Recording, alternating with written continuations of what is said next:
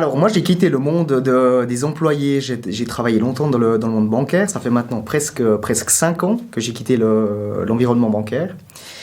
Et puis je savais que je voulais lancer une activité d'indépendant, mais la vérité c'est que je ne savais pas quoi. Donc du jour au lendemain, j'ai pris la décision de quitter mon employeur, et puis je me suis lancé dans le monde de l'entrepreneuriat au départ sans savoir exactement ce que j'allais faire. Et puis j'ai créé une première entité via un partenariat dans le domaine de l'assainissement de conduite sanitaire. Par la suite, j'ai créé une deuxième entité active dans la rénovation immobilière. Et puis, l'évolution de l'entrepreneuriat a fait que finalement, je me suis lancé dans une troisième activité en me formant dans le domaine également des énergies renouvelables. Je suis revenu à mon métier de base et j'ai créé une société qui fonctionne maintenant depuis presque 4 ans dans le domaine du conseil en financement hypothécaire et également dans le domaine des énergies renouvelables liées au monde du bâtiment.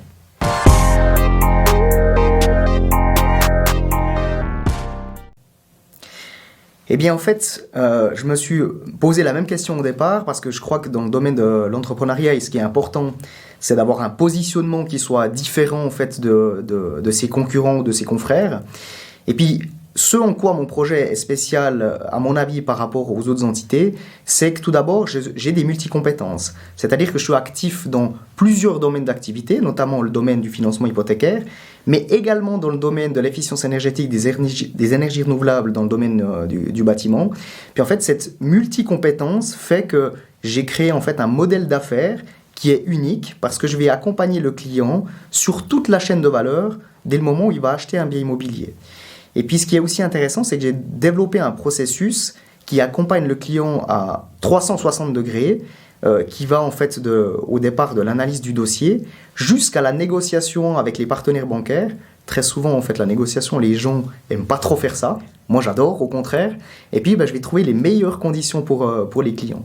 Puis je crois que surtout, ce qui me différencie en fait d'autres pairs qui pourraient faire le même métier, c'est qu'en fait, la prestation pour le client qui vient me voir, la prestation est gratuite. Puis souvent, les gens et les clients me demandent, mais comment ça se fait que tu ne factures pas d'honoraires ?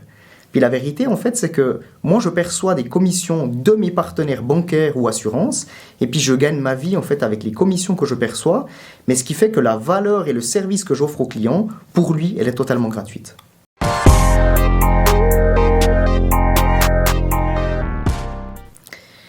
Alors en fait, la raison pour laquelle je me suis lancé, je pense, c'est essentiellement parce que par le métier précédent que j'exerçais dans le domaine du monde bancaire, j'adorais mon métier, j'adorais conseiller les clients, j'adorais trouver des solutions pour eux. Mais ce qui me perturbait parfois, c'était ce cadre qui était extrêmement rigide, dans lequel j'étais cantonné. Et puis par le fait que très souvent, on me disait ce que j'avais à faire, alors que j'avais le sentiment intérieur que je savais ce que j'avais à faire pour l'établissement bancaire pour lequel je travaillais. Et puis en fait, probablement c'est ça qui m'a stimulé et motivé de sortir en fait du monde de l'employé, puis de me lancer en tant qu'indépendant. Et puis aujourd'hui, c'est ce qui me stimule, le fait de pouvoir être autonome et indépendant et de pouvoir prendre la liberté dans mes choix au quotidien. Puis je dirais la deuxième chose qui me motive, c'est surtout de réaliser une activité qui a du sens, où je sens que j'apporte de la valeur aux clients, où je les vois satisfaits d'une prestation.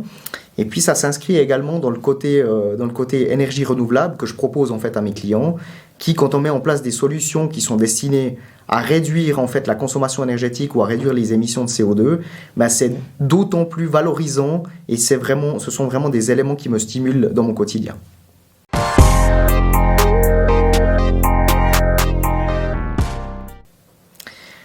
Alors, ce qui m'anime, c'est que je vis en fait dans un environnement et dans un secteur d'activité, le secteur d'activité de l'immobilier, qui en fait répond à un besoin primaire de l'être humain. Puis le besoin primaire de l'être humain, c'est de se loger. Puis en fait, par analogie, quand quelqu'un achète un bien immobilier, il vit un peu les mêmes états émotionnels que pourrait vivre un entrepreneur, en fait, où il y a vraiment ces montagnes russes, parce que ça touche au plus profond de ses tripes quand on veut devenir propriétaire.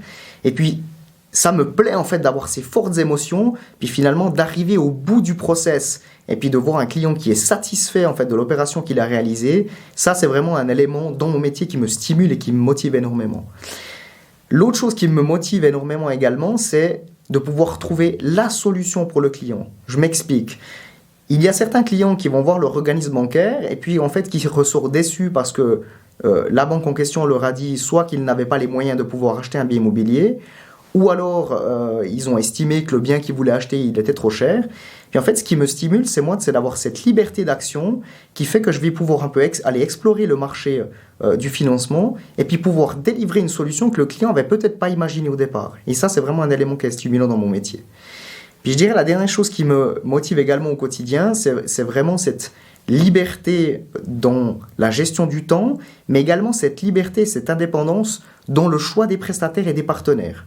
Et ça, pour moi, c'est un élément fondamental pour pouvoir être le plus neutre possible vis-à-vis du client, puis pouvoir apporter la valeur qu'il est venu rechercher quand il m'a contacté.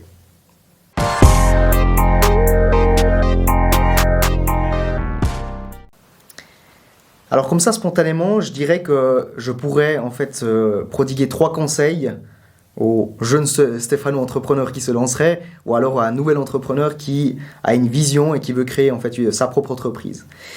Je dirais le premier conseil, c'est vraiment accepte de te tromper. N'aie pas peur d'un échec, parce qu'un échec n'est jamais inéluctable. Au contraire, tu vas apprendre, puis tu vas pouvoir réorienter tes actions pour finalement les mener au succès. Si je prends mon exemple personnel, quand je me suis lancé, j'ai réorienté à 2 reprises mes activités professionnelles avant de connaître un succès de l'entité que j'ai aujourd'hui et qui me procure énormément de plaisir. Donc vraiment ce conseil-là, prends-le, accepte de te tromper et puis tu verras qu'en te trompant, tu vas pouvoir en fait réorienter ton business et puis arriver au succès. Ça, c'était le premier. Le second conseil que je pourrais donner, c'est sois confiant. Qu'est-ce que ça veut dire sois confiant ?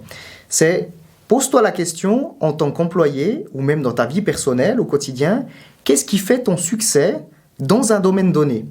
Pose-toi vraiment la question, quelles sont les qualités et les compétences que tu as mises en avant qui ont mené au succès.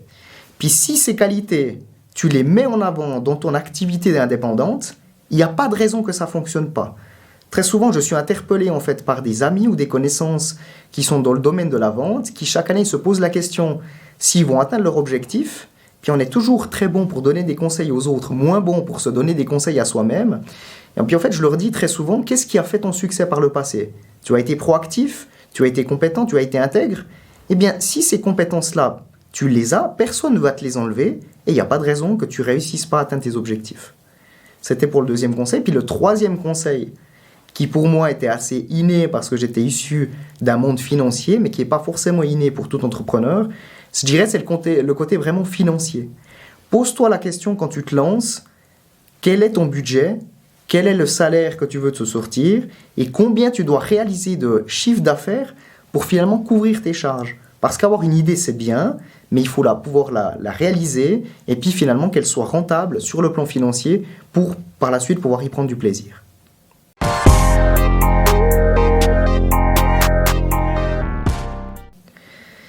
Alors l'anecdote qui m'est venue à l'esprit, en fait, elle est en relation avec le nom de mon entreprise, le nom que j'avais donné au départ à mon entreprise, qui était Solutions au pluriel Finergique.